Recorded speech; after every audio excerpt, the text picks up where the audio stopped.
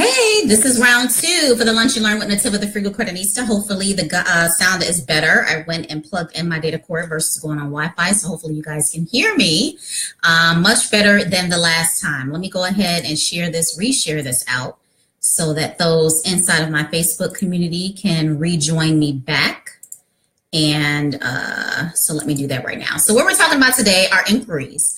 I get a lot of messages from people. Let me actually scoot myself down. I feel like I'm too high. From people who state that their credit scores went pretty much shot to heck just because of an inquiry that they did, primarily while car shopping. I don't see too many people go through this when they're home shopping, probably because you guys only stick with maybe 1 or 2 lenders, so you don't see this as much.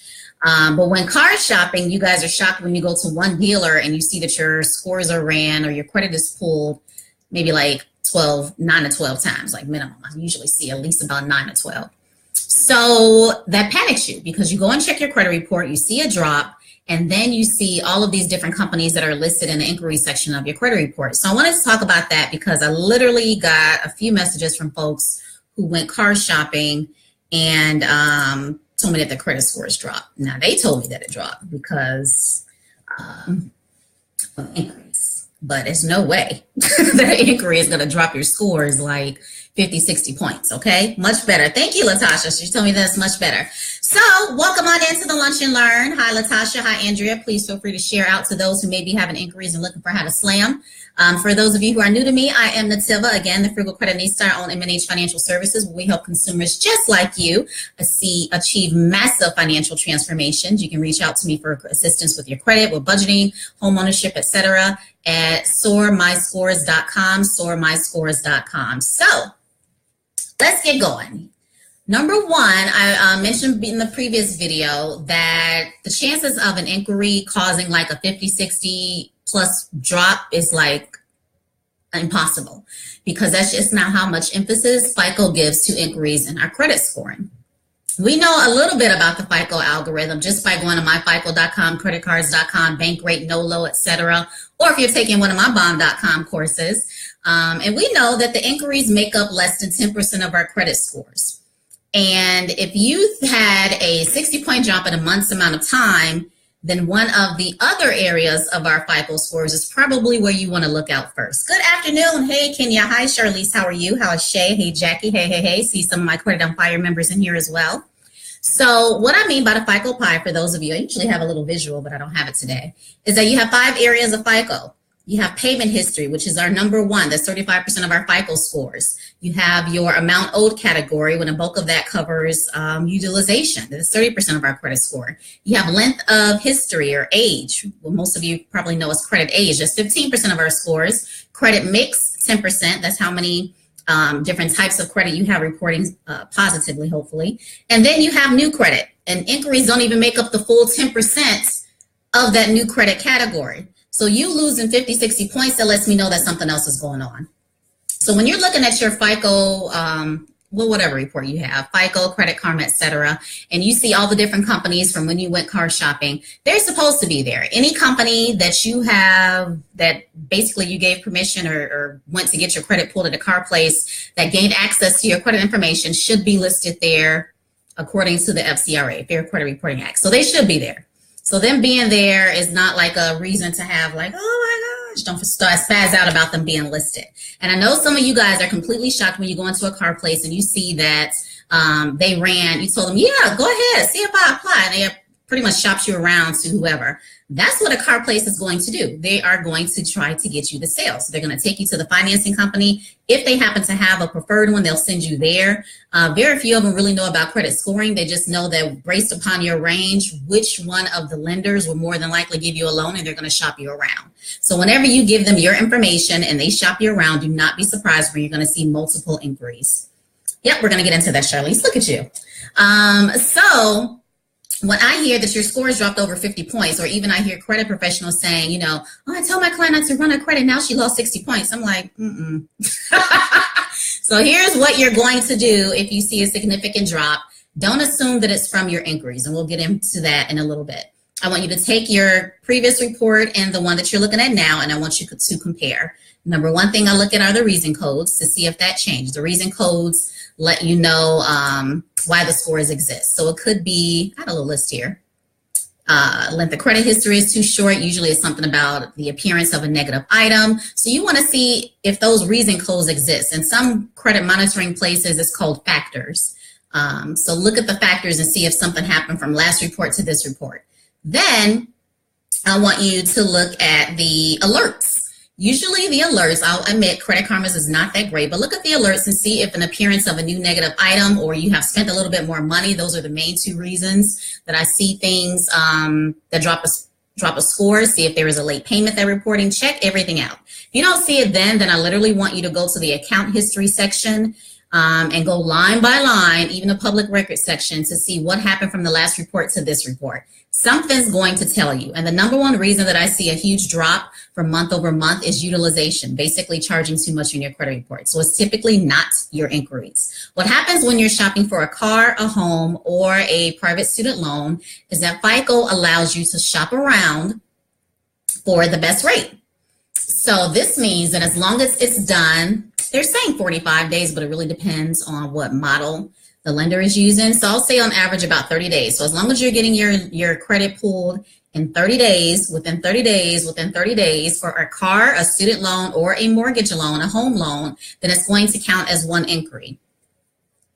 Let me repeat that.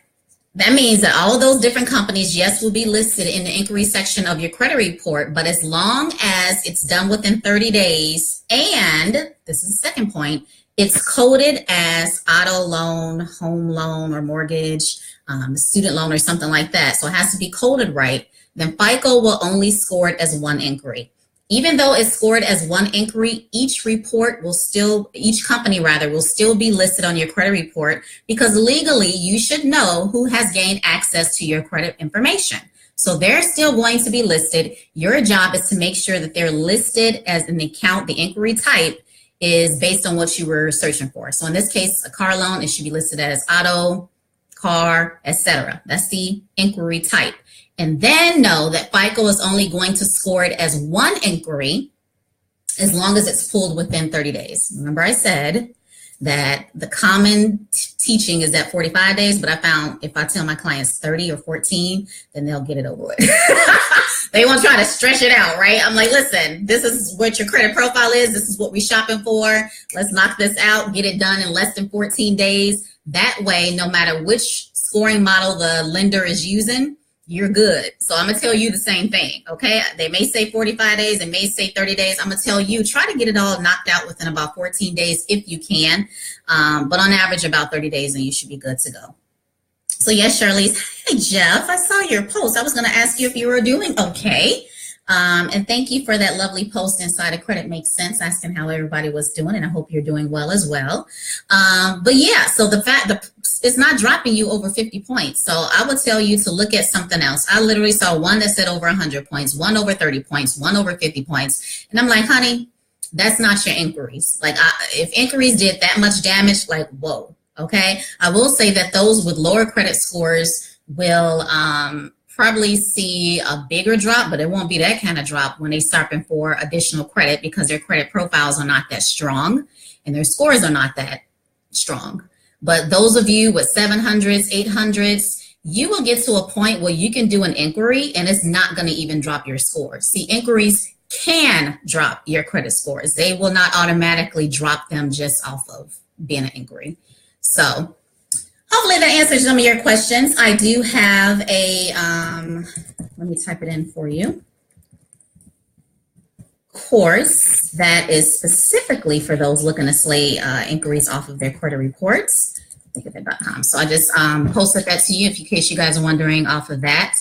It will be our offer of the month, our course of the month. So when you start seeing it, you'll start, you can pitch in. If you're in Credit on Fire, it already comes with a membership. So you don't have to worry about checking this one out.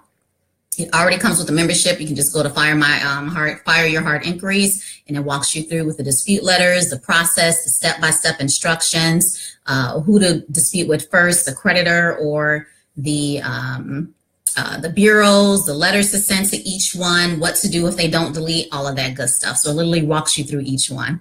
That's good, Jeff. I'm here to glad to know that you're doing well. So if you have any other additional questions, definitely let me know.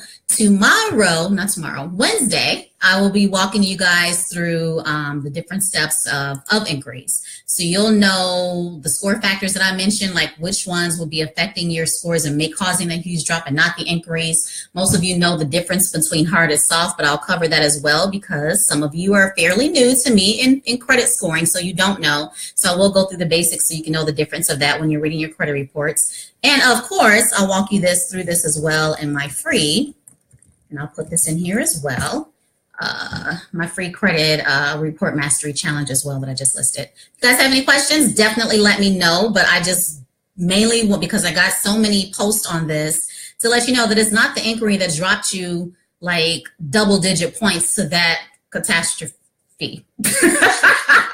It's not the inquiries, love. I mean, so we're going to, if you need assistance, definitely let me know. But it's basically a matter of going through your reports, comparing them from the previous one to see what happened that caused that big of a drop. And then once you know that, you can know what to do. And most people, it's the balance, it's the late payment they reported or something negative. So that's mainly what it is. So. All right, meet me here on Wednesday for the Lunch and Learn. That one, if you notice, on Wednesday, you should do like a whiteboard or PowerPoint presentation. So this one will be the exact same way. On Wednesday is whiteboard learning. You're going to get whiteboard wasted on financial literacy. All right, enjoy the rest of your day, and I will check you guys out on Wednesday. Talk to you later.